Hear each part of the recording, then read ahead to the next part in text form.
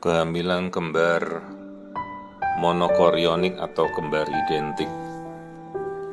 Ini adalah kehamilan dengan resiko yang complicated ya.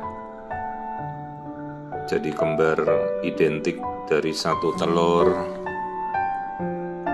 satu sperma yang mereka kemudian membelah diri menjadi dua dengan genetika yang sama, dengan sifat yang sama persis, dan resiko yang terbesar itu adalah resiko twin to twin transfusion, di mana satu janin itu berperan sebagai pendonor makanan bagi kakak atau adiknya, dan yang satu hanya menerima saja atau sebagai resipien, tanpa mereka bisa menghentikan kapan suplainya sudah cukup.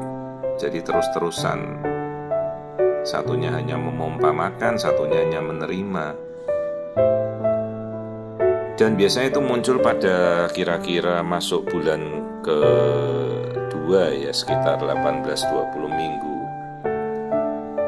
Jadi terdiri dari kondisi perbedaan pertumbuhan, yang satu jadi besar sekali, yang satu jadi kecil.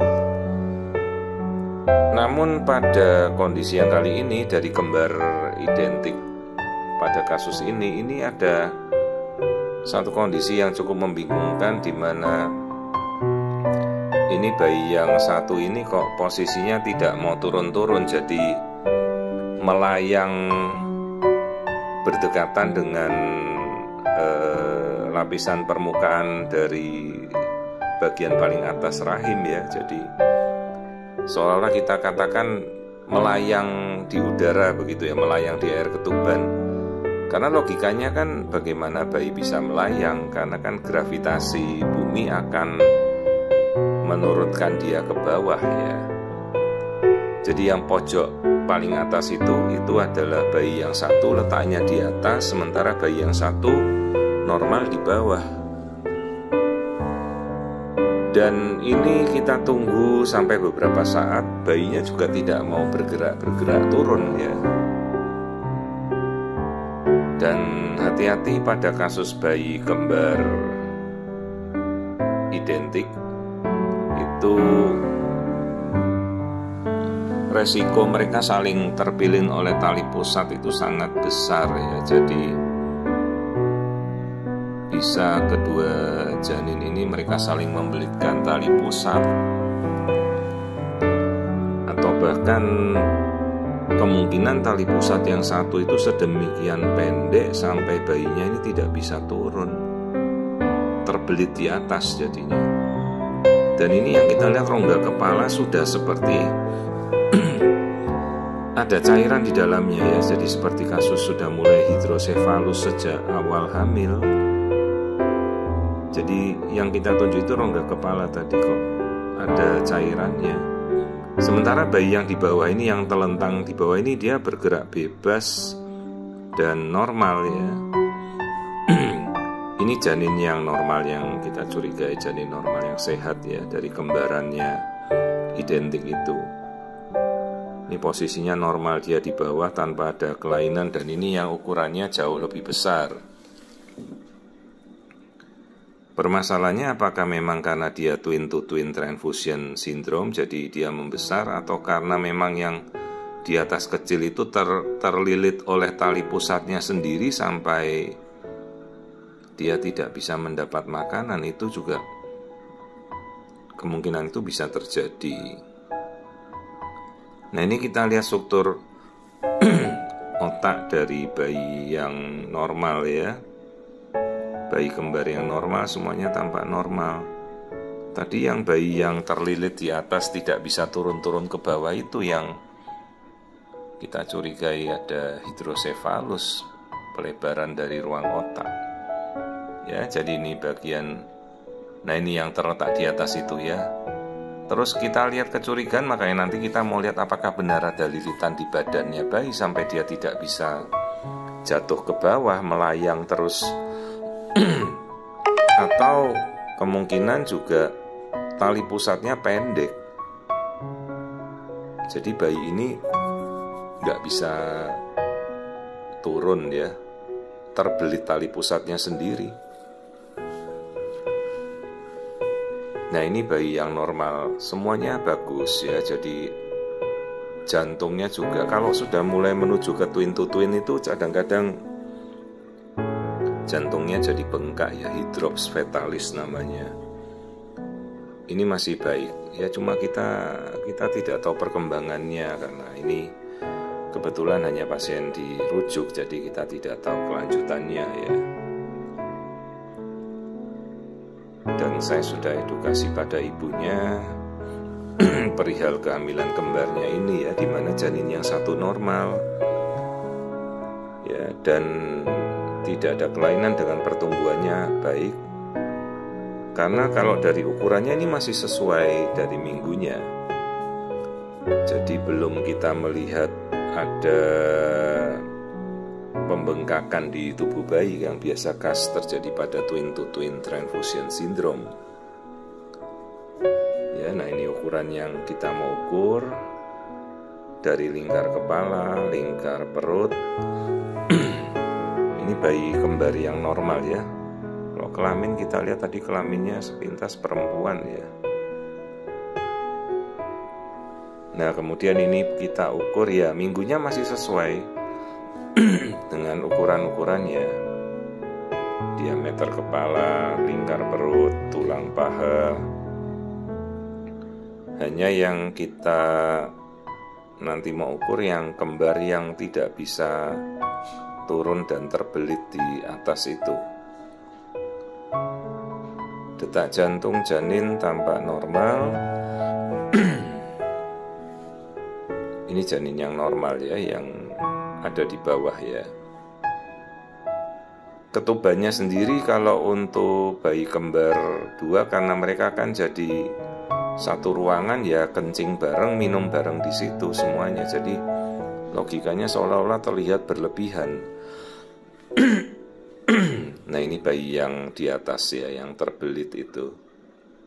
Ini bagian kepalanya sudah terisi rongga cairan.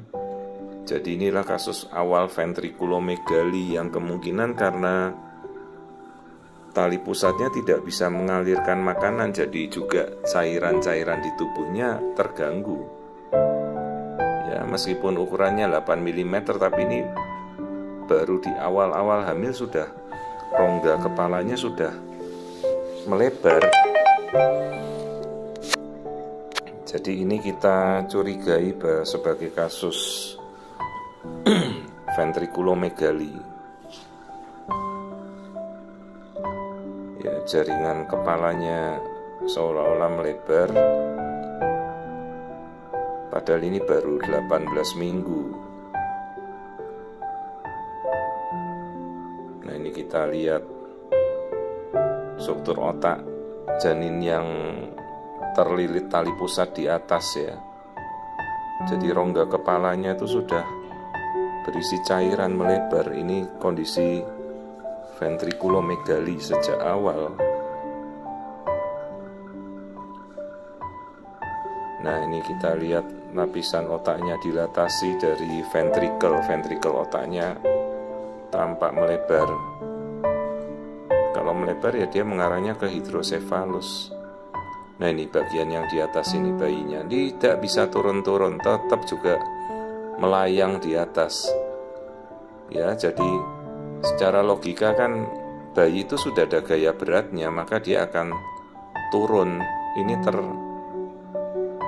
terkunci di atas, nggak bisa kemana-mana. Jadi secara logika mungkin terlilit oleh tali pusatnya sendiri atau tali pusatnya kelainan, jadi tali pusatnya pendek sekali dan pas ari-arinya satu ya keluarnya dari atas itu pangkalnya. Nah ini yang kita lihat, ini tali pusat yang normal, panjang yang satunya ya. Makanya bayinya yang satu enak saja dia bergerak bebas. Lah yang satu di atas ini melayang terus karena tali pusatnya kemungkinan pendek dan melilit di tubuhnya bayi. Jadi dia nggak bisa kemana-mana dan mungkin itu yang menyebabkan aliran darah masuk ke bayinya jadi terganggu. Ini yang saya lihat ada lilitan ini di lehernya bayi ya. Jadi nah ini tali pusatnya kemungkinan pendek dan sedemikian erat melilit di tubuh sampai bayinya tidak bisa bergerak, kayak digantung ke atas begitu ya. Ya ini apa boleh buat, kita tidak bisa apa-apakan. Ini semua terjadi secara alami dan itu tali pusatnya ada di leher itu yang kita ini tali pusatnya. Jadi tali pusatnya melilit di tubuhnya, terutama di leher bayi ya. Apalagi kalau tali pusatnya pendek, jadinya bayi ini tidak bisa bergerak. Dan kalau sampai aliran darahnya tidak mengalir ya itu sangat fatal ya, tidak bisa kita buka. Ini kemungkinan aliran darahnya iya sama sekali tidak ada yang mengalir lagi, absen. Jadi namanya absen diastolik, tidak ada aliran darah yang memberikan makan ke bayi. Jadi tidak ada yang masuk dan tidak ada yang bisa keluar lagi. Fetus B-nya benar, jadi ini terbelit oleh tali pusatnya sendiri. Kemungkinan tali pusatnya pendek, maka dia hanya bisa tergantung di atas tanpa bisa bergerak. Dan itu yang kemungkinan menyebabkan bayinya lebih kecil dan sudah mulai terlihat ada efek pada rongga otaknya. Jadi cairan di otak itu tidak bisa bersirkulasi. Sementara dari anatominya sebenarnya tampak normal, tidak ada kecurigaan apapun ya. Ini saya coba goyangkan dengan harapan siapa tahu bayinya mau bergerak. Tidak ada gerakan sama sekali, sekalipun detak jantung tetap normal ya. Tidak mau bergerak, sama sekali terkunci, terlilit. Kita ukur biometrinya kepala, kita bandingkan ya. Kalau bayi yang kedua sudah mendekati 19 minggu. Nah ini bayi yang pertama yang terbelit tali pusatnya sendiri di atas. Ya repotnya kalau kembar identik itu, repotnya itu karena mereka bisa saling melilitkan tali pusat ya. Dan juga kan ada kelainan tali pusat di mana tali pusatnya bisa saja sangat pendek. Ini perbedaannya dia sudah 17 minggu, berarti sudah 1 minggu 2 minggu lebih kecil. Dan kita nggak bisa apa-apakan. Misalnya mau kita buka tali pusatnya ya bagaimana caranya, tidak bisa ya. Ya ini suatu proses natural di mana bayi terbelit oleh tali pusatnya sendiri. Nah kalau bayi yang kedua dia bergerak enak saja, bebas ke segala arah. Ya, jadi awalnya itu kan kita lihat kenapa bayi yang pertama nggak bisa turun, nggak bisa bergerak, ternyata dia terbelit. Nah ini aliran darah dari bayi yang kedua bagus, semuanya bebas. Ya, jadi kemungkinan ini bukan suatu kasus twin to twin transfusion syndrome, tapi bayi pertamanya tuh terbelit tali pusat yang sedemikian erat, jadi tidak ada lagi yang bisa mengalir. Dok, kalau seperti ini kondisinya ya bayi yang pertama bisa saja meninggal dalam kandungan ya. Dan ya repotnya itu kalau dalam kasus-kasus kembar identik di mana satu tidak bertahan, resikonya kan kedua janin bisa tidak bertahan juga. Karena mereka sharing satu plasenta. Juga kalau satu tidak bertahan maka terjadi infeksi dari janin yang rusak kan, janin yang sehat jadi terkena gitu. Ya kita tidak bisa berbuat apa-apa kecuali tali pusatnya kita mau potong kan tidak mungkin ya. Dan kalaupun tali pusat kita potong satunya tidak bertahan lah, kalau dalam satu ruangan janinnya tidak bertahan satu kan janin yang kedua juga terpengaruh ya. Ini dilematis dalam kasus-kasus monokorionik monoamniotic twins, kembar identik ya. Lain kalau mereka kembar tidak identik, satu tidak bertahan, satunya tidak kepengaruh. Ini tidak mau bergerak juga. Bayi yang pertama tetap saja di atas. Pada sudah hampir berapa menit nih, 15 menit, tidak mau berubah posisi, tidak bergerak sama sekali, sekalipun detak jantungnya masih aktif ya. Karena dia terbelit oleh tali pusatnya sendiri yang kemungkinan sedemikian pendek ya. Ini minggunya baru 18 ya. Sementara bagian otak si bayi yang terbelit itu sudah tampak hidrosefalus awal atau ventriculomegali ya. Jadi satunya menciut kecil karena tidak ada makanan yang masuk, satunya berkembang normal dan posisinya bebas, bisa bergerak ke segala arah. Sementara bayi yang satu ada di atas, terlilit tali pusatnya sendiri dan tidak bisa bergerak. Ini saya coba tampilkan keduanya, jadi kelihatan perbedaannya jelas ya. Satunya besar, yang sebelah kanan itu di bawah posisinya, tuh satunya kecil banget. Selisihnya kelihatan kentara ya, hampir 2-3 minggu perbedaannya.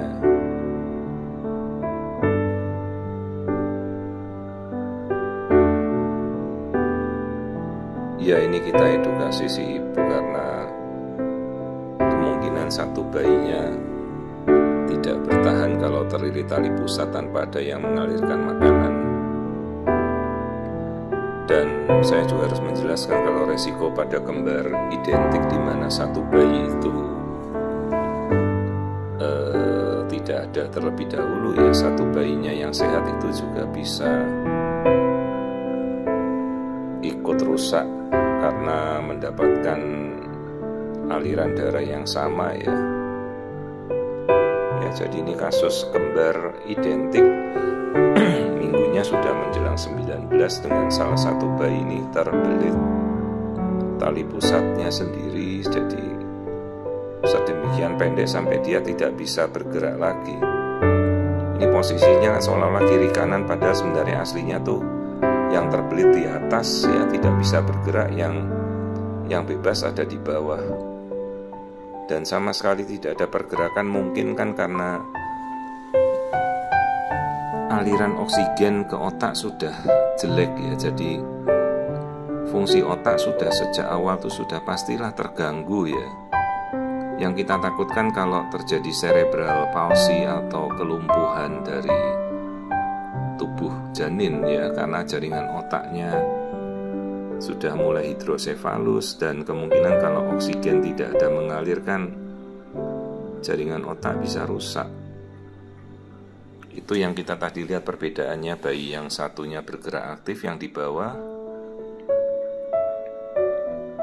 bisa bergerak bebas, yang di atas hanya terkunci begitu aja. Ini yang di bawah ini dia ngadep ke atas, kalau yang terkunci di atas malah ngadepnya tengkurap. Nah ini jadi seolah-olah kayak digantung pada dinding rahim.